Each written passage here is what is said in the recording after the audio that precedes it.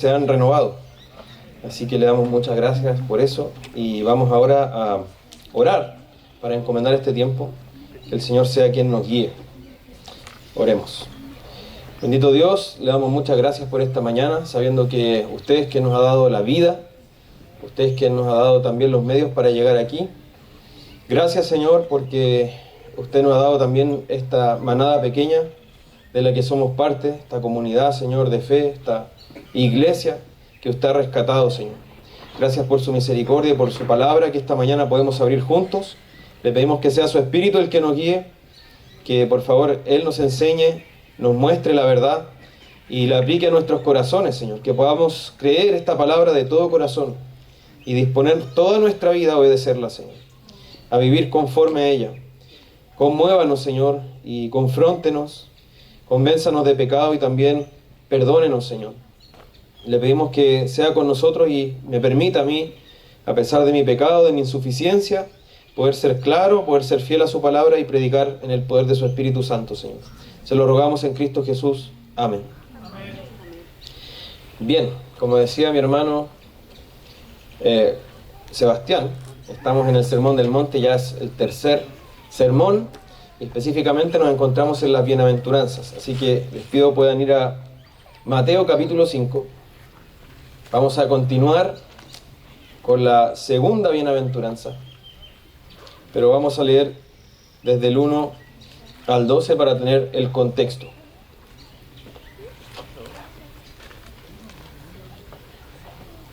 Mateo 5, 1 al 12. Dice así la palabra del Señor. Cuando Jesús vio a las multitudes, subió al monte y después de sentarse, sus discípulos se acercaron a él y abriendo su boca les enseñaba diciendo: Bienaventurados los pobres en espíritu, pues de ellos es el reino de los cielos. Bienaventurados los que lloran, pues ellos serán consolados. Bienaventurados los humildes, pues ellos heredarán la tierra. Bienaventurados los que tienen hambre y sed de justicia, pues ellos serán saciados. Bienaventurados los misericordiosos, pues ellos recibirán misericordia. Bienaventurados los de limpio corazón, pues ellos verán a Dios. Bienaventurados los que procuran la paz, pues ellos serán llamados hijos de Dios. Bienaventurados aquellos que han sido perseguidos por causa de la justicia, pues de ellos es el reino de los cielos. Bienaventurados serán cuando los insulten y persigan, y digan todo género de mal contra ustedes falsamente por causa de mí. Regocíjense y alégrense, porque la recompensa de ustedes en los cielos es grande, porque así persiguieron a los profetas que fueron antes que ustedes. Bienaventurados los que lloran, pues ellos serán consolados. Horacio Spafford era un pastor presbiteriano que vivió en el siglo XIX. Él había planificado unas vacaciones junto con su familia en Inglaterra, siendo él de Estados Unidos. Y su esposa y sus 4 hijas se adelantaron porque él debía resolver algunos asuntos primero y tomaron un barco de vapor. ¿Y qué pasó con ellas en ese viaje? Ese barco lamentablemente naufragó en noviembre de 1873 y allí murieron sus 4 hijas. La mayor tenía 12, la menor tenía solo 1 año y medio. Cuando su esposa Ana pudo llegar a un lugar, estar a salvo, ella le mandó un telegrama, que era la forma más rápida de comunicarse en ese tiempo, a su esposo Horacio. Y ahí decía: solo me salvé yo. Él obviamente recibió esta noticia, lo primero que hizo fue dirigirse a Inglaterra, tomar un barco hacia allá. Y en el camino, él escribió el conocido himno It is well with my soul. En inglés, en español nosotros lo cantamos como Estoy bien. Y ese himno dice lo siguiente, note la relación de la letra con lo sucedido. Él dice: de paz inundada mi senda esté, o cúbrala un mar de aflicción. Cualquiera que sea mi suerte diré: estoy bien, tengo paz, gloria a Dios. ¿Cómo se puede explicar este consuelo que no podemos llamarlo de otra forma que es sobrenatural? Ese consuelo que puede encontrar el creyente en medio del más profundo dolor. El llanto es parte de nuestra vida en la tierra. Muchos han llamado nuestro peregrinar acá como el Valle de Lágrimas. Pero también en nuestros días tenemos una tendencia muy fuerte a que todo debe ser felicidad. Había un autor que lo llamaba como la obligación de vivir en un comercial de Coca-Cola permanentemente, donde todos están como en una fiesta disfrutando. Y pareciera que el dolor o el pasar momentos de lamento deberían ser algo que se esconde, porque si alguien pasa por eso, realmente no está bien, es algo que interrumpe esta felicidad que todos deberíamos disfrutar de manera permanente. Esa sonrisa plástica, esa alegría falsa jamás habría consolado el corazón de Horacio Spafford, como lo hizo la gracia de Dios, el Evangelio. Y en este contexto en que vivimos ahora, ese contexto cultural de la eterna felicidad, y la digo entre comillas, esta bienaventuranza, bienaventurados los que lloran, suena como algo muy contradictorio, muy extraño. Y la verdad es que siempre ha sido así, siempre ha sido contracultural. Y por lo mismo vamos a analizar hoy día cuál es nuestra tendencia natural que se opone a esta bienaventuranza. Luego vamos a analizar en qué consiste ese llanto bienaventurado y su bendición. Y por último vamos a exaltar a Cristo como aquel que es bienaventurado en su llanto.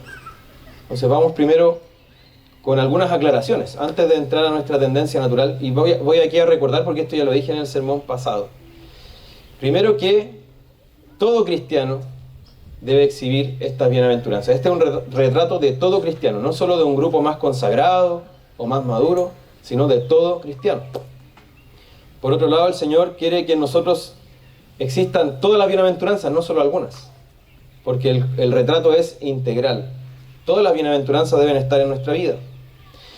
Ninguna de estas bienaventuranzas es una tendencia natural en nosotros, sino que es una obra del Espíritu Santo.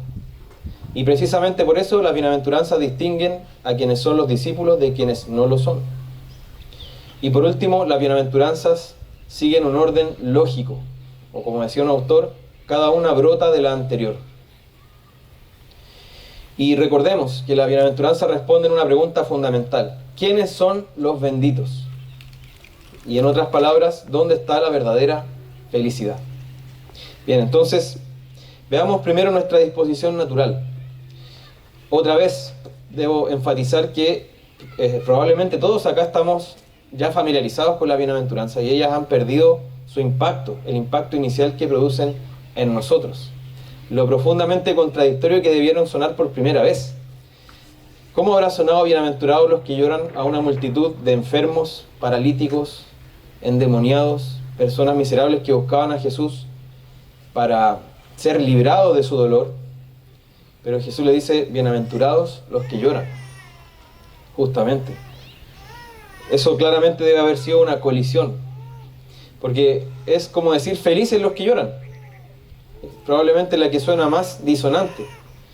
Pero por lo mismo debemos saber por qué nos suena disonante. Porque no entendemos realmente a qué se refiere ese llanto bendito, porque nuestra tendencia natural es muy distinta. ¿Cuál es nuestra tendencia natural? No llorar por lo que deberíamos llorar, y llorar por lo que no deberíamos llorar. Lo voy a repetir: no llorar por lo que deberíamos llorar, y llorar por lo que no deberíamos llorar. Lo voy a explicar un poco más para que sea más claro. El no llorar cuando sí deberíamos llorar, con eso me refiero a la dureza de corazón ante el pecado. Porque el hombre de Dios, o mejor dicho, el hombre sin Dios, no se quebranta ante la realidad de su miseria espiritual.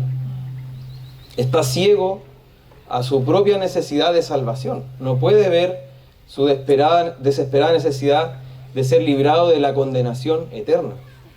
No entiende cuán profunda es su maldad y cómo eso lo hace un miserable ante Dios, y además cómo lo condena eternamente. No entiende las consecuencias de su pecado, ni tampoco entiende la profundidad y la realidad de su pecado. ¿Qué pasó cuando Adán y Eva pecaron en el huerto? ¿Cómo los encontró Dios? ¿Los encontró de rodillas clamando misericordia, quebrantados? No, ellos se habían escondido, y habían tratado de cubrir su propia vergüenza por sus propios medios. Ellos no estaban quebrantados, y cuando fueron confrontados por Dios, ¿qué hicieron? La culpa la tiene otro. Adán dijo: la mujer que me diste. Eva dijo: la serpiente que tú pusiste en el huerto me tentó, me engañó y yo comí. Cuando Caín cometió el primer homicidio y Dios lo confrontó, Dios lo llamó a cuentas, ¿cuál fue su reacción? Tampoco fue un quebrantamiento de rodillas. Él estaba endurecido, insolente, indiferente. ¿Acaso soy yo guarda de mi hermano?, dice. Esa fue su reacción. No existe un estado neutral.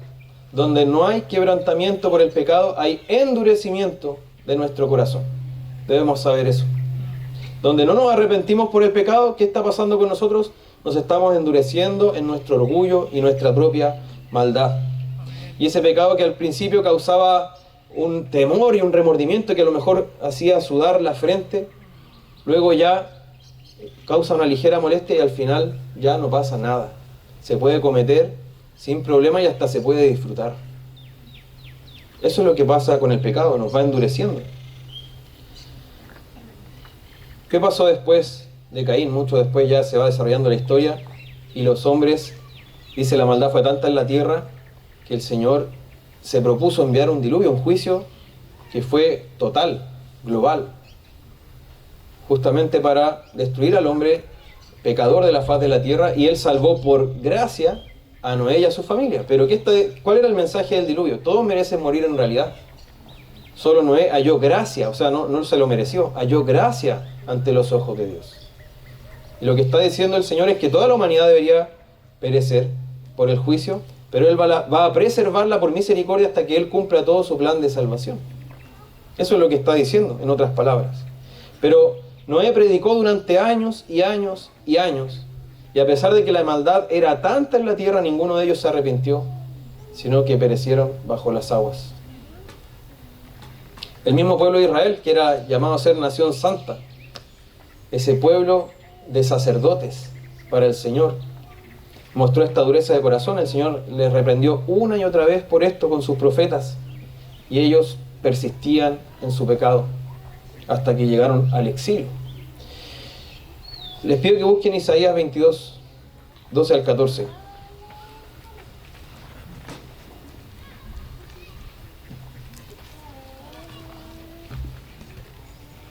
Isaías 22, 12 al 14. Fíjese lo que dice acá.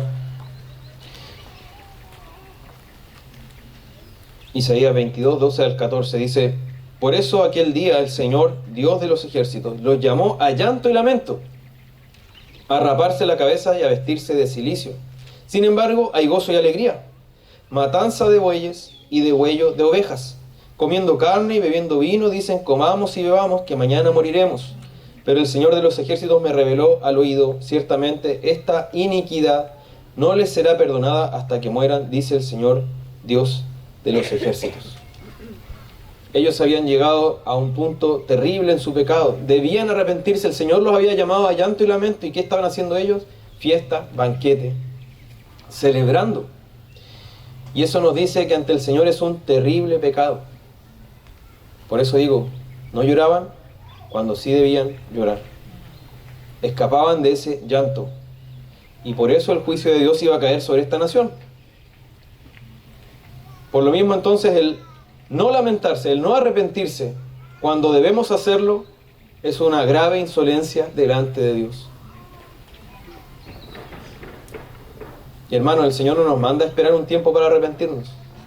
Apenas tenemos conciencia de que hemos fallado ante Él, ¿cuál debe ser nuestra reacción inmediata? Señor, perdóname. Señor, he pecado contra ti. Confieso mi maldad delante de ti.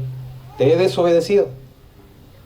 Esa debe ser nuestra reacción. Y no arrepentirse cuando debemos hacerlo, es decir, de inmediato, es una grave insolencia delante de Dios.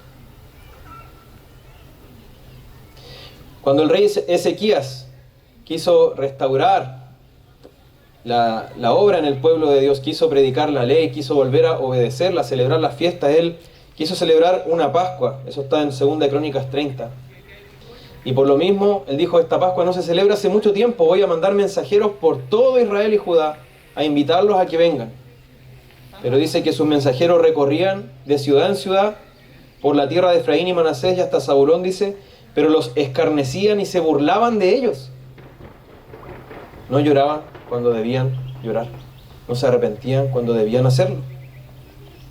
Y esta dureza de corazón fue la que llevó a los líderes religiosos a conspirar contra Jesús, de quien se dice que él predicó como nunca nadie lo había hecho, que hizo obras tan maravillosas que tampoco ningún profeta antes la había hecho a ese nivel. Ellos presenciaron esas obras. Ellos estaban ahí cuando Jesús hizo sus milagros y entregó sus preciosos sermones. Pero ellos no se arrepintieron. Incluso cuando resucitó a Lázaro, ellos ni siquiera negaron que lo había resucitado. Ellos dijeron, tenemos que matar a Lázaro. Su dureza de corazón llegó al punto extremo cuando conspiraron contra Jesús. Y esa dureza de corazón va a estar también en los incrédulos ya en el tiempo final. En Apocalipsis 9 nos dice que vendrán plagas sobre ellos y aún así dice, no se arrepentirán. Seguirán crujiendo sus dientes contra Dios en rebelión. Estos que no se arrepienten, que persisten en su rebelión, dice que Dios los entrega una mente reprobada en Romanos capítulo 1. Recomiendo leer ese capítulo para notar el terrible efecto de la dureza de corazón. A los que no se arrepienten delante de Dios, Él los entrega una mente reprobada, a un corazón, dice, entenebrecido, es decir, en oscuridad, en tinieblas. Y a tanto llegan que cometen actos contra la naturaleza, dice ese capítulo. Dice Romanos 1:32, aunque conocen el decreto de Dios, que los que practican tales cosas son dignos de muerte, no solo las hacen, sino que también dan su aprobación a los que las practican. Estos son los que dicen, comamos y bebamos, que mañana moriremos. La vida es una sola, solo se vive una vez, y eso lo usan como justificación para lanzarse a satisfacer todo su deseo de maldad. Y a ellos Jesús les dice, en otro pasaje paralelo, que es de Lucas 6, les da como el revés de esta bienaventuranza. ¿Cuál sería ese reverso de esta bienaventuranza? Dice, ay de ustedes los que ahora ríen, porque se lamentarán y llorarán. Los que ríen cuando deberían llorar, ahora ríen, pero se lamentarán y llorarán. Lucas 6, 25. Entonces esos son los primeros, no lloran cuando deberían llorar. Pero también están los que lloran por lo que no deberían llorar. El lamento impío. El hombre natural se lamenta por razones torcidas, porque tenía un capricho que quería satisfacer y no pudo. Porque quería pecar y no pudo hacerlo. Porque quería salirse con su voluntad egoísta y no le resultó. Era el llanto de Amnón, hijo de David, cuando quería acostarse con su hermana Tamar y lloraba de ella por su pasión. Era el llanto de Dalila, cuando manipulaba a Sansón y le decía, tú no me amas, no me revelas tu secreto. Era el llanto de Acab, cuando se daba vueltas en su cama porque Nabot no le quería vender su viña y él se la quería quitar. Era el llanto de Jonás, cuando Dios secó la calabacera y él estaba enojado a muerte, decía, porque Dios le secó esa planta que le estaba dando sombra. Hay quienes lloran no por su pecado, sino cuando son sorprendidos, porque les da vergüenza, pero no porque están arrepentidos. Es el lamento de los que ven caer a sus ídolos. ¿Qué pasa cuando lo que las personas habían puesto su confianza, su esperanza, con todo su corazón, se cae? Ellos lloran ante eso, pero es un llanto idólatra. Así dice la Biblia que llorarán los que verán caer a Babilonia, todo este sistema humano de maldad, los mercaderes, los reyes de la tierra, todos, dice, los que fornicaron con esa gran ramera de Babilonia.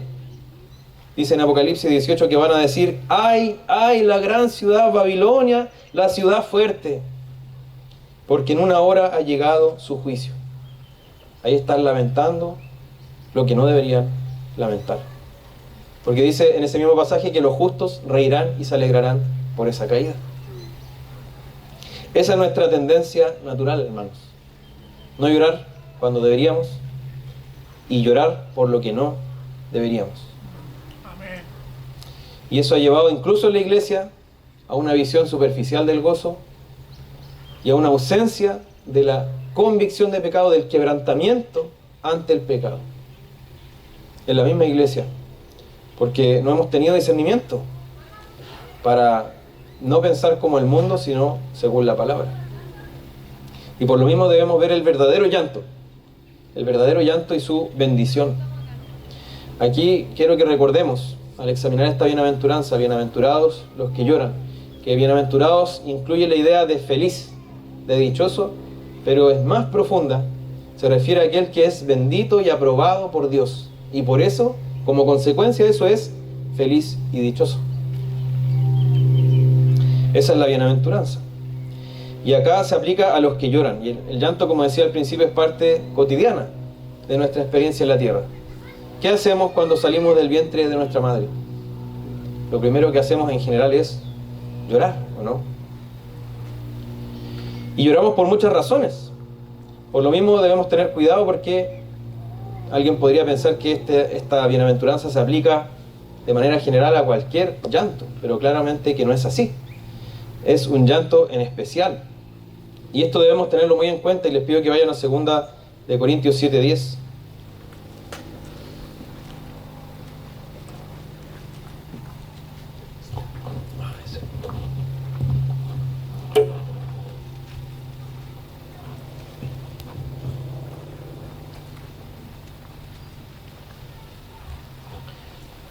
Segunda de Corintios 7:10 dice, notemos aquí la distinción que hace la Escritura. La Escritura dice, porque la tristeza que es conforme a la voluntad de Dios produce un arrepentimiento que conduce a la salvación, sin dejar pesar. Pero la tristeza del mundo produce muerte. Es decir, hay un llanto, una tristeza, un lamento para vida y uno para muerte. Y hasta ahora, en el primer punto, vimos el que es para muerte. Debemos entender bien cuál es el que nos lleva a la vida. Cuál es ese llanto que es el medio que Dios ocupa para la vida.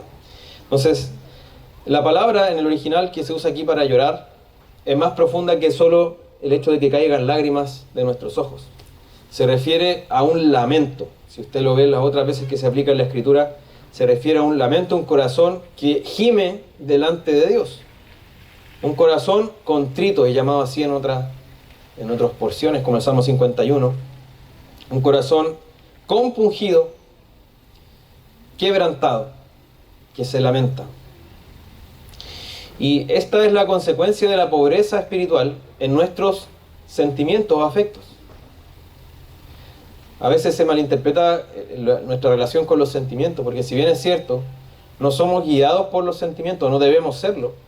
No debemos ser guiados por nuestras emociones. Seguimos siendo seres con emociones. Dios nos creó de esa forma. Y nuestras emociones deben estar impactadas por la palabra. Entonces, esta emoción o este sentimiento, este sentir de nuestro corazón que se refleja aquí, es el que viene de un corazón que es pobre en espíritu. Por eso decimos que una bienaventuranza brota de la otra.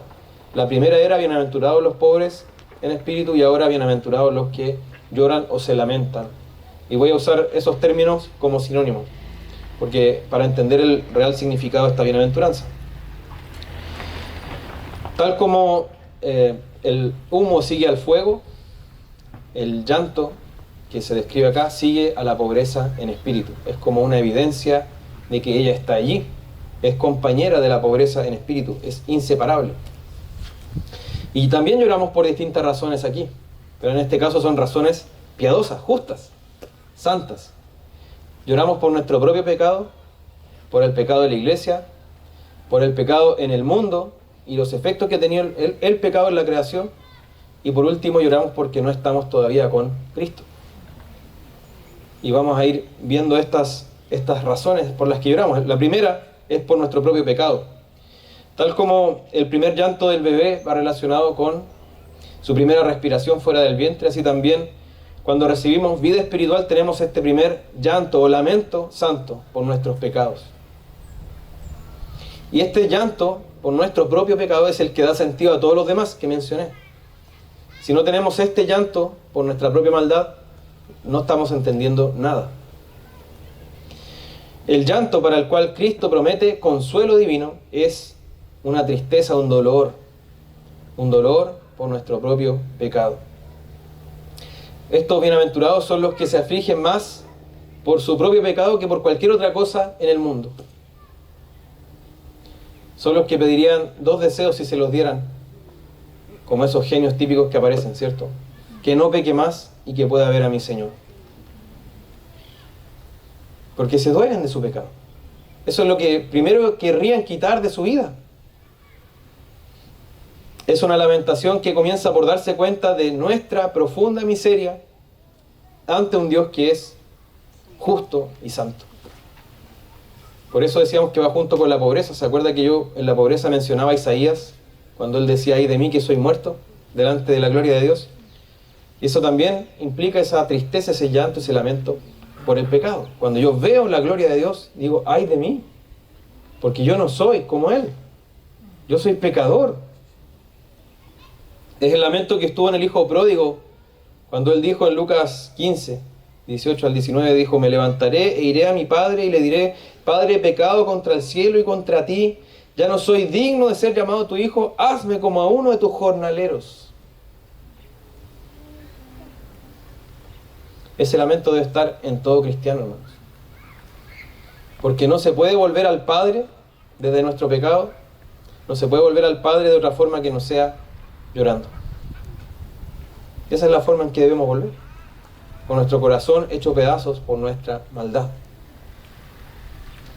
Incluso Manasés, el rey Manasés, el más impío que tuvo Judá, el que pasó a sus hijos por el fuego, el que puso altares paganos en el templo de Dios, cuando él se lamentó y se humilló, fue recibido y perdonado por Dios. En 2 Crónicas 33, versículo 12 dice: luego que fue puesto en angustias, oró a Jehová su Dios, humillado grandemente en la presencia del Dios de sus padres, dice. Y habiendo orado a él, fue atendido, pues Dios oyó su oración y lo restauró a Jerusalén, a su reino. Entonces reconoció Manasés que Jehová era Dios. Incluso este rey, el más impío que tuvo Judá, fue recibido cuando él se lamentó y se humilló en su pecado. El Señor declara expresamente que le agrada este lamento santo. Él dice, Salmo 51, 17, los sacrificios de Dios son el espíritu contrito, al corazón contrito y humillado, oh Dios, no despreciarás. ¿Qué quiere decir que los sacrificios de Dios son el corazón contrito? Los sacrificios tenían que ver con todo el sistema de adoración, con la forma en que el pueblo se acercaba a Dios. Entonces, el verdadero sacrificio no era ofrendar un animal en el templo, sino un corazón contrito y humillado. Y de ahí venía todo lo demás. De ahí venía la verdadera adoración. Vea Isaías 66:2, por favor.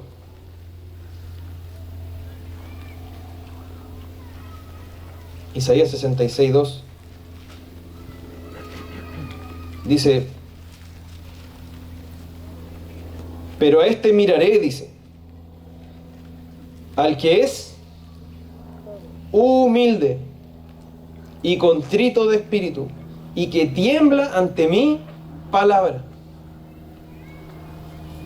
A este miraré, dice el Señor. Ahí estarán puestos los ojos de Dios. Al que realiza actividades toda la semana en la iglesia, al que tiene una gran carrera laboral, al que logró formar una hermosa familia con su casa propia, su auto, dice, a este miraré. Al que es humilde y contrito de espíritu y el que tiembla ante mi palabra. Sin eso no hay nada más. Ese es el principio de todo. Ojo, hermanos. Esa debe ser nuestra prioridad entonces. Este y no otro es el corazón que agrada a Dios. Uno que se lamenta hondamente por su pecado. Si puedes pecar sin que ello te cause una profunda tristeza, tu alma está muerta o profundamente malherida. En cualquier caso no estás bien si esa es tu situación. Si puedes pecar sin que eso te cause dolor. Y esto es así porque Cristo solo puede parecernos dulce cuando el pecado nos sabe amargo. Cuando nosotros entendemos y sentimos la amargura del pecado, cuán amargo, como dice Jeremías, es haber dejado a Jehová tu Dios, ahí Cristo va a ser profundamente dulce a nuestra alma, nuestro dulce Salvador. Tengamos cuidado con expandir tanto la gracia que ya hagamos algo ligero del pecado. Tranquilo, Dios es lento para la ira, grande en misericordia, tranquilo. No te sientas mal, todos somos pecadores. Cuidado con tener una visión ligera del pecado, por mal entender la gracia. Debemos experimentar mucho más este quebrantamiento, hermanos. Y notemos una cosa, si Dios le decía a través de Isaías al pueblo que Él había mandado al llanto y al lamento, significa que nosotros podemos disponernos a eso. Porque alguien podría decir, es que yo no lo siento. Bueno, debes disponerte entonces a sentirlo. Porque eso no es algo que tú tienes que esperar que te llegue. El Señor te ordena, laméntate ante tu pecado. Y Él ante esos que se lamentan, que le obedecen, es donde derrama su gracia. El que no ha llorado por su pecado, reconociendo su más profunda pobreza espiritual, no ha visto ni ha entrado al reino de Dios. Eso debe quedar claro, hermanos. No ha visto ni ha entrado al reino de Dios. Quien puede pasar días sin que su alma tenga este gemir en oración por sus propias miserias, está muy mal, hermanos. Como decía, o está muerto o está con un corazón muy endurecido y debe urgentemente postrarse ante Dios.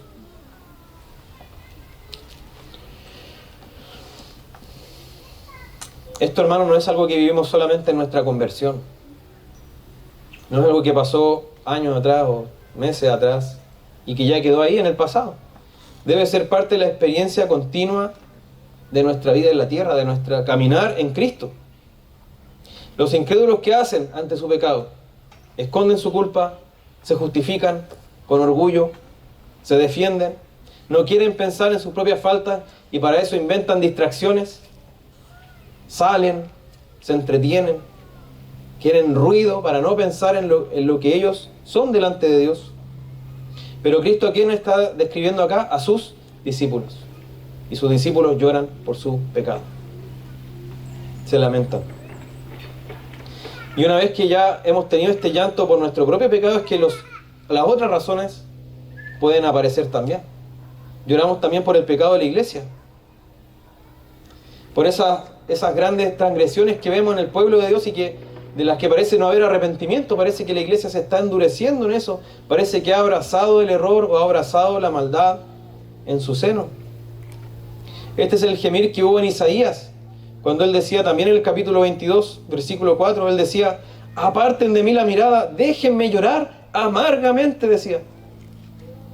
No traten de consolarme por la destrucción de la hija de mi pueblo. Era un corazón de un santo que no soportaba ver que el pueblo que debía ser de Dios era un pueblo rebelde y desobediente. Santos del Antiguo Testamento como Daniel, Esdras, Nehemías elevaron notables oraciones de arrepentimiento, aunque ellos no habían cometido esos mismos pecados. Pero ellos se identificaron con el pecado de su pueblo y rogaban, Señor, perdónanos como pueblo, derrama tu misericordia sobre nosotros, porque hemos pecado. Gloria a Dios. Amén. ¿Qué pasó con Esdras? Cuando volvieron del exilio y le dicen, mira, todos los que volvieron antes tomaron mujeres extranjeras. Dios le había dicho, desde la ley de Moisés, no tomen mujeres extranjeras. Y todos ellos se casaron con las amonitas, con las moabitas, con todas las mujeres de esta región. Dice Esdras cuando se enteró, en capítulo 9 dice, rasgué mi vestido y mi manto, arranqué pelo de mi cabeza y de mi barba, me senté atónito y estuve sentado atónito hasta la ofrenda de la tarde, dice. Y eso él lo hizo delante de todo el mundo. No pudo hacer otra cosa que quedarse quebrantado allí en el suelo. Nehemías, cuando escuchó de la humillación de su pueblo en el capítulo 1, dice, me senté y lloré, hice duelo algunos días y estuve ayunando y orando delante del Dios del cielo. Hermanos, no podemos ser indiferentes ante el pecado que vemos en la iglesia. ante la humillación del pueblo de Dios, ante la decadencia que podemos observar hoy cuando muchos desprecian la Escritura, cuando tenemos a tantos evangélicos que no conocen el Evangelio, cuando tenemos a tantos falsos maestros que predican mentiras que llegan al absurdo, que aparecen en televisión porque abusan de sus hermanos, quitándoles su dinero o incluso sexualmente. ¿Cómo no llorar ante eso? ¿Cómo no dolerse profundamente por la vergüenza del pueblo de Dios ante el mundo? No es un tiempo para llorar y lamentarse. Lloramos también por el pecado y sus terribles efectos que están en el mundo, no solo en la iglesia. La maldad que nos rodea no nos puede ser indiferente, hermanos. Debe dolernos en el corazón que Dios sea blasfemado, que haya corrupción, que haya tanta violencia y resentimiento social, los homicidios, los abortos, la perversión sexual, las mentiras que se han expandido tanto y que son tan creídas que pueden reunir a multitudes incontables de personas. Todo eso debe dolernos en el corazón. El salmista decía, Salmo 119, 136, decía, ríos de lágrimas vierten mis ojos. No es que él se paró en su ventana y dijo, bueno, qué lástima. Será. Ríos de lágrimas vierten mis ojos, porque ellos no guardan tu ley. Dolor en su corazón. Toda la maldad que vemos a nuestro alrededor debe hacer que ríos de lágrimas salgan de nuestro corazón, primeramente. Fíjese lo que dice en Ezequiel 9:4. Ezequiel 9:4. Aquí, para tener un breve contexto, acá el Señor se disponía a derramar juicio sobre Jerusalén. Y el Señor estaba sellando, guardando a los que eran suyos, a los que de verdad tenían un corazón quebrantado ante su palabra. Fíjese lo que dice Ezequiel 9:4. Pasa por en medio de la ciudad, le dice al ángel, pasa por en medio de la ciudad, por en medio de Jerusalén, y pone una señal en la frente de los hombres que gimen y se lamentan por todas las abominaciones que se cometen en medio de ella. A eso el Señor los quería guardar, apartar, para que no fueran juzgados con los demás. Así también nosotros, hermanos. Si nosotros tenemos este lamento, este gemir por todas estas abominaciones, el Señor, somos parte de su grupo que Él tiene aparte guardado para Él, que no será juzgado con los demás. Así se describe otra forma de hablar de los discípulos. También lloramos, hermanos, al ver la enfermedad, las guerras, la muerte, pero no como lloraría alguien que no conoce a Dios, sino porque sabemos que eso viene del pecado. Eso viene de la maldad que cometimos como seres humanos delante de Dios. Algunos han limitado esta bienaventuranza solo al llanto por el propio pecado, pero estas razones también están envueltas en ese llanto santo, porque no es un llanto que podría tener alguien que no es creyente. Es un llanto que viene de entender la realidad del pecado y todo el daño que ha producido en la tierra, en la humanidad. Debemos ser conmovidos y estremecidos ante esto. Por eso en Eclesiastés dice que es mejor estar en la casa de luto que en la casa del banquete. Porque en ese momento nosotros aprendemos de la realidad de este mundo bajo el pecado y podemos meditar en nuestro corazón. Hermanos, entre más cerca vive el cristiano de Dios, más va a llorar por lo que Dios aborrece.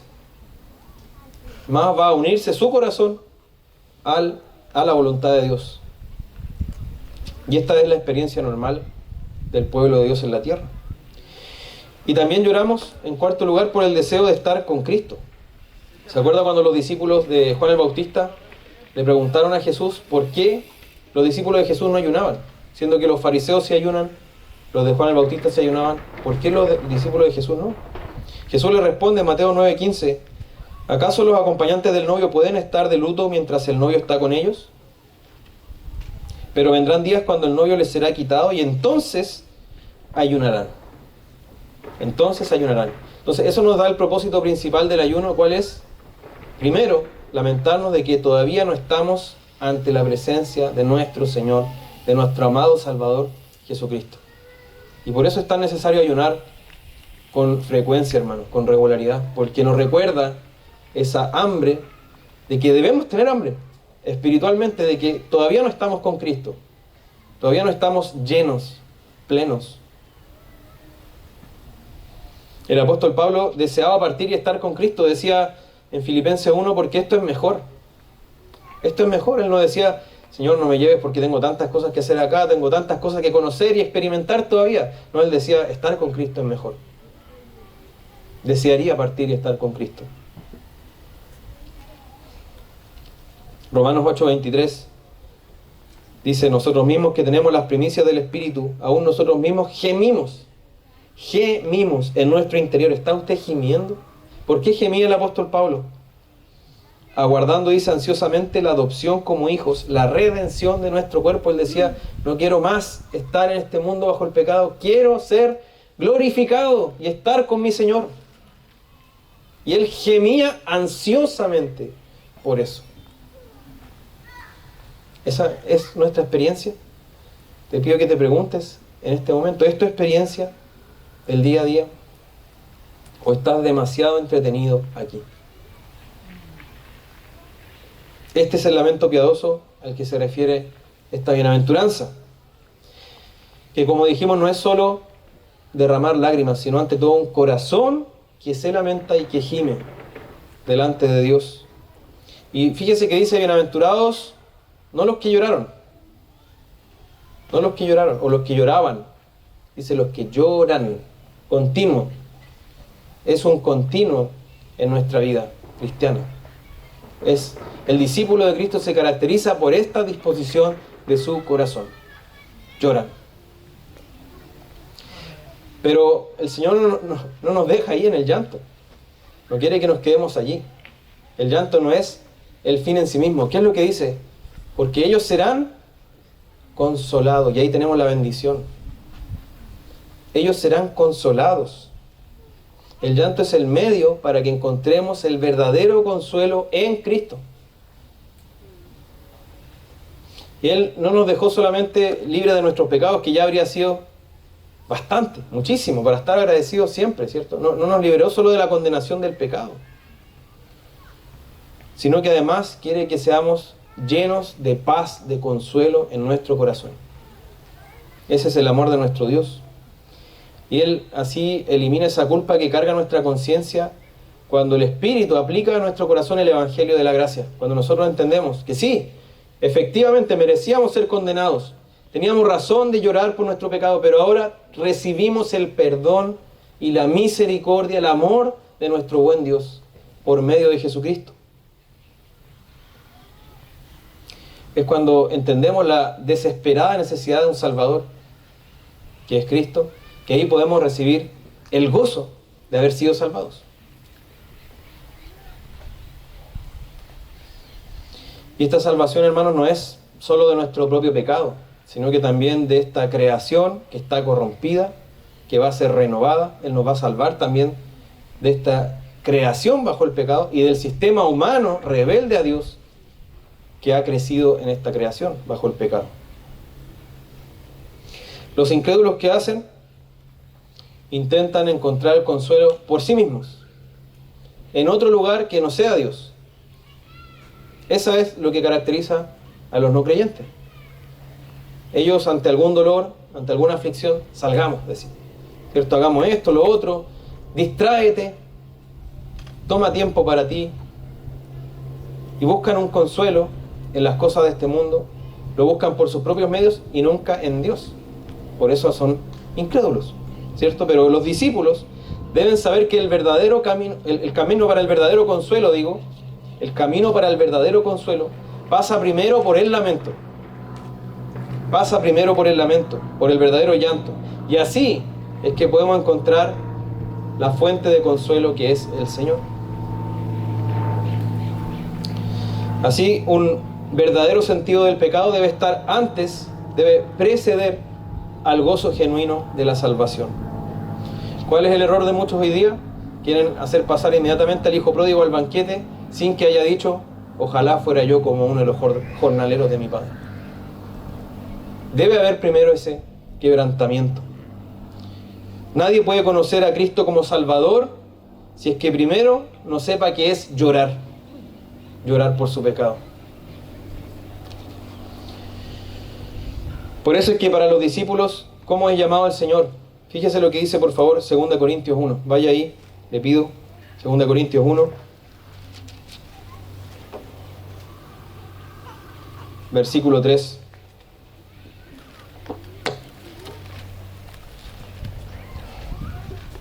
Para los discípulos Dios puede ser llamado, 2 Corintios 1:3, Padre de misericordias y Dios de toda consolación, el cual nos consuela en todas nuestras tribulaciones. Fíjense que uno de los nombres de Dios, uno de sus títulos es Dios de toda consolación. Dios de toda consolación, que nos consuela en todas nuestras tribulaciones. Y así tenemos mucho lamento en nuestra vida, pero aún mayor es el consuelo que tenemos en el Señor. Aún más abundante que nuestras lágrimas es el consuelo del Señor. Esa mano amorosa que acaricia nuestro corazón dolido y nos reconforta, refrigera nuestra alma. La tristeza entonces, que es según Dios, ¿qué va a hacer? Va a llevar al alma hacia Dios, para que allí encuentre su consuelo. Y allí encontrará la libertad, la fortaleza, la paz. Y es claro que esto solo va a poder experimentarse de manera plena en la gloria futura. Pero ya desde hoy somos consolados por el Espíritu Santo en nosotros. ¿Cómo le llamó Jesús? El ayudador o consolador o confortador al Espíritu Santo. Y también a través de nuestros hermanos. El Señor ocupa a la iglesia, a los que lloran con los que lloran, para que consuelen nuestro corazón. Y ese es un anticipo de ese consuelo eterno. Dice el Salmo 35, porque su ira es solo por un momento, pero su favor es por toda una vida. El llanto puede durar toda la noche, pero a la mañana vendrá el grito de alegría. Así sea también para nosotros. Y terminamos con Cristo, el bienaventurado en su llanto. Recordemos que estas bienaventuranzas son el retrato del discípulo, pero ante todo son la imagen del Maestro. El varón bienaventurado, el varón perfecto. Aquel en quien está toda bendición. ¿Qué decía Efesios 1:3? Que decía que en Cristo nos ha bendecido con toda bendición espiritual. Es decir, en Él está esa fuente inagotable de bendición. Y eso incluye el llanto del que hablamos hoy. Porque las cualidades de las que habla aquí Jesús, con las que Él está retratando a los discípulos, se encuentran primero en Él. Él se lamentó al considerar el estado espiritual de su pueblo, cuando dice en Mateo 17, dice, oh generación incrédula y perversa, ¿hasta cuándo he de estar con vosotros? ¿Hasta cuándo os he de soportar? Cristo se lamentaba profundamente al ver la dureza de corazón de quienes debían recibirlo, pero que todavía dudaban o lo rechazaban. Antes del Calvario, el Señor lloró, se lamentó sobre Jerusalén, fue como el profeta de profetas, porque Isaías, Jeremías, Ezequiel se lamentaron, lloraron antes por su ciudad, y ahora Jesús también lloraba y se lamentaba en Lucas 19 por el pecado de su pueblo, su incredulidad, su dureza de corazón. También lloró sobre la tumba de Lázaro en Juan capítulo 11. Usted puede revisar el texto, de hecho se dice que ese es el versículo probablemente más corto de la Biblia. Jesús lloró. Y ahí dice, profundamente conmovido, se estremeció en espíritu, ocupa esas expresiones para referirse al llanto de Jesús ante la muerte de Lázaro. Pero él no lloró solo como lo haría un no creyente, sino porque sabía que ese era el efecto del pecado en la vida de su amado amigo. Mira lo que hizo el pecado a Lázaro. Lázaro murió. Jesús lloró ante su tumba. Pero hermanos, también su corazón, el corazón de Cristo, gimió en el madero de la cruz. Él dijo en Marcos 15:34, Eloí, Eloí, lama sabactami, que traducido significa, Dios mío, ¿por qué me has abandonado? Qué llanto más hondo que es, hermano. Qué lamento más hondo. Dios mío, ¿por qué me has abandonado? Pero a diferencia de nosotros, el lamento de Jesús no fue por su propio pecado, sino porque estaba llevando el nuestro. Él estaba allí cargando nuestra maldad, nuestra rebelión. Y siendo el justo, estaba siendo tratado como el peor de los pecadores. Él cargó allí nuestra maldad. Por su llaga fuimos nosotros curados. Dios quiso poner sobre él las rebeliones de su pueblo. Y él reunió todo ese lamento de su pueblo y lo elevó en esa oración. Dios mío, ¿por qué me has desamparado? Él fue afligido en lamento, en gemido, para que nosotros podamos ser llenos de gozo por la eternidad. ¿Se da cuenta de eso? Lloró el llanto que nosotros deberíamos haber llorado por el abandono del Padre, para que nosotros podamos recibir el rostro sonriente de nuestro Señor y podamos disfrutar de Él para siempre.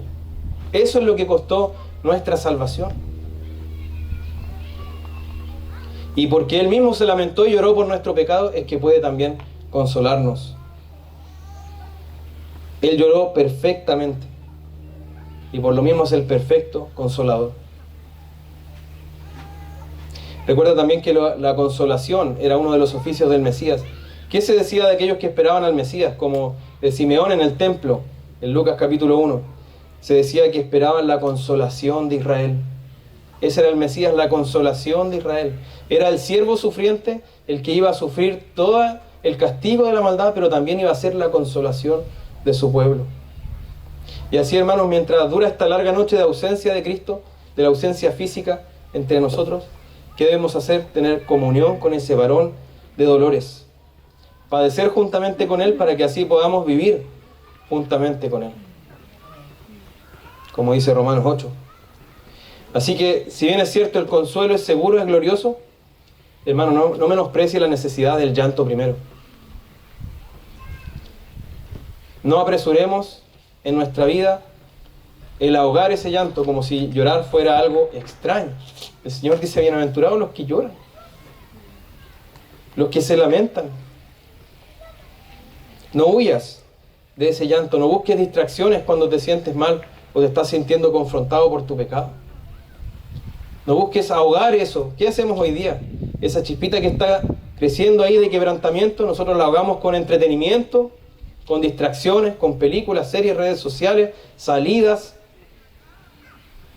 Estamos siendo entretenidos hasta la muerte, como decía un pastor. ¿Y eso qué está haciendo? Está ahogando el quebrantamiento, porque tú no puedes estar entretenido y quebrantado al mismo tiempo. Es una de dos. Escoge cuál. Pero también no apresures a tu hermano cuando está quebrantado. No lo apresures. Deja que hierva, por así decirlo, ese quebrantamiento hasta que encuentre la consolación. Si Cristo prometió consolarnos, es porque primero que hubo dolor. Dolor, no hay que saltárselo. No hay que saltarse el lamento, el llanto. Porque antes de que Cristo llegue con la toalla a secar nuestras lágrimas, muchos ya están diciendo, deja de llorar. Tranquilo, sonríe. Somos un pueblo que sonríe siempre. Cuidado con eso. Muchos se impacientan con el que se lamenta y con un tono de incomprensión lo regañan. A lo mejor se está lamentando, está doliéndose por toda la maldad que ve también a su alrededor. Y algunos llegan ahí, hermano, pero Dios es soberano, ¿no lo sabe acaso? Dios está en control. Deja de lamentarte, tranquilo. Pero no lo dicen como trayendo una almohada al corazón afligido, sino como trayendo una mordaza a alguien que está molestando con su lamento. Cuidado con eso.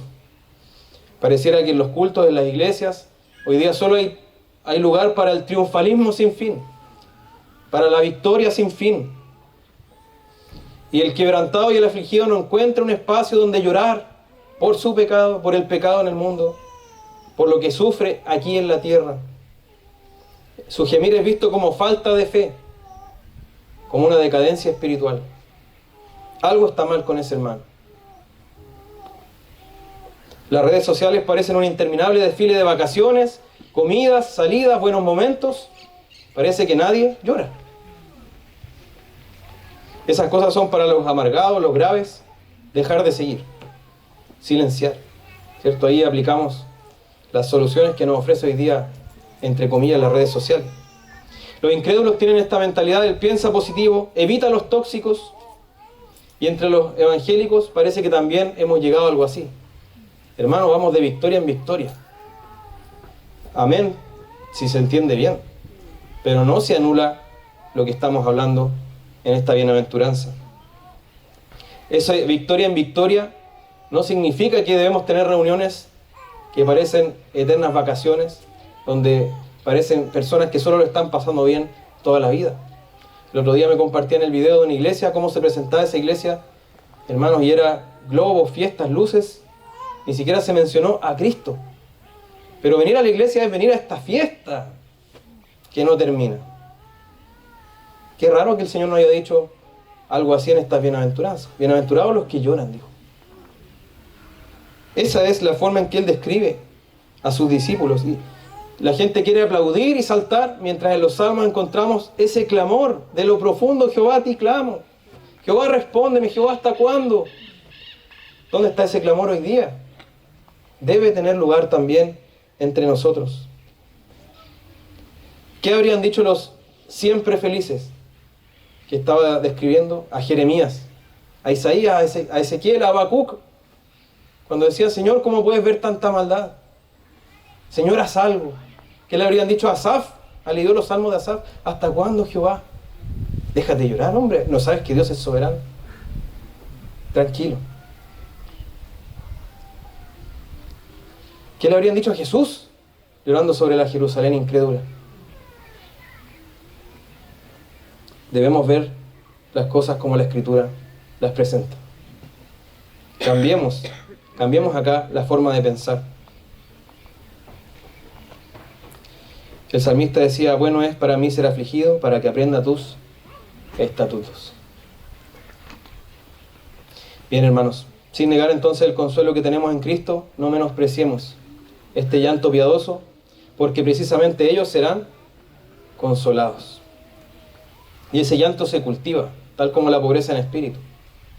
Nosotros debemos procurar no ser personas masoquistas que quieren sufrir, pero sí, hermanos, dolernos por lo que debemos dolernos. Toma un momento en el día para pensar en tu vida. Mientras más cotidiano sea esto, mejor. Toma un momento de silencio, sin música, sin ruidos, sin celular, para poder pensar en quién eres delante de Dios. ¿Cómo estás viviendo? ¿Hacia dónde va tu vida? Y gime por lo que hay que gemir. Pero también consuélate en el perdón de tu buen Dios. Y para ti que lloras y te lamentas, puedes saber que un día ya no habrá más dolor. Puedes confiar en que el varón de dolores cargó tus pecados en la cruz. Se lamentó hasta lo más hondo para que tú puedas tener el gozo más alto. Y les pido que terminemos con este texto. Apocalipsis 21, 3 al 4.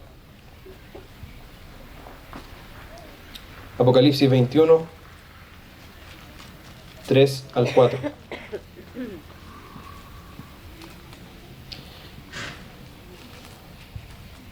Dice: Él enjugará toda lágrima de sus ojos, y ya no habrá más muerte, ni habrá más duelo, ni clamor, ni dolor, porque las primeras cosas han pasado. El que está sentado en el trono dijo: y yo hago nuevas todas las cosas. Y añadió: escribe, porque estas palabras son fieles y verdaderas. Amén. Aquel que sufrió por tu pecado en la cruz es el que va a limpiar tus lágrimas en la gloria, con esas manos que fueron traspasadas. Gloria a nuestro Señor. Oremos. Bendito Dios, le damos gracias por nuestro glorioso Salvador Jesucristo. Gracias por el consuelo que encontramos en Él, el varón de dolores, el experimentado en quebranto, el que fue herido y molido por nuestros pecados. Señor, ayúdanos también a nosotros a dolernos por lo que debemos lamentarnos, Señor. Líbrenos de un corazón duro. Líbrenos también de lamentarnos porque no pudimos pecar más. Lamentarnos por aquello que no deberíamos. Sino que ayúdanos a tener esta tristeza en espíritu, este llanto santo por nuestro propio pecado, por la maldad que vemos a nuestro alrededor y porque todavía no estamos ante su presencia. Ayúdenos a desear ansiosamente el ser glorificados para estar con usted, Señor. Que podamos vivir así como su pueblo en la tierra. Y le damos gloria por Jesucristo nuestro Salvador. En Él oramos.